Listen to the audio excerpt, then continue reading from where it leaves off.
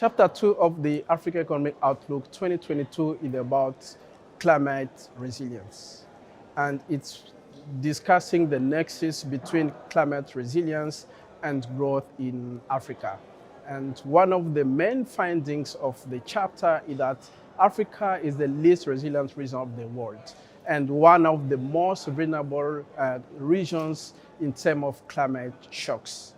And climate change is really imposing huge economic and social costs to the continent because it slows down economic growth, it increases mortality, it exacerbates conflicts over land and scarce and natural resources, including water resources, but it also induces youth migration.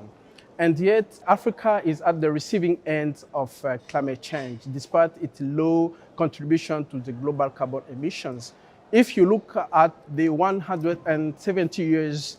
in the past, over which we have data on carbon emissions, Africa's contribution to global carbon emissions is just below 3%, much of which is either locked in forestry or land use. But when you compare with advanced and emerging economies, they account for about 70% of global carbon emissions, depleting about 85% of carbon budget of the world, with only 400 gigatons of carbon dioxide equivalent left if the net zero target is to be reached by 2050. The average American had a carbon footprint of 14 tons of carbon dioxide equivalent, which is about 15 times more than an average African, who has just 0.95 ton of carbon dioxide equivalent in terms of carbon footprint, which is far below the 2%, the 2 tons of carbon equivalent, which is required at a global average. So if we consider the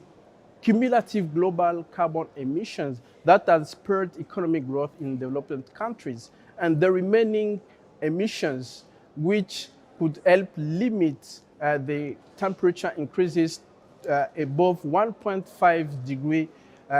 Celsius above pre-industrial levels by 2050, then Africa is owed up to 4.8 trillion US dollars in terms of carbon budget allocation. So this means that Africa still has sufficient headroom to grow within the limit of the global carbon budget. And therefore, in terms of climate justice, Africa should be allowed to grow too and should be allowed to leverage its resources, either in terms of renewable or non-renewable energy in order to grow.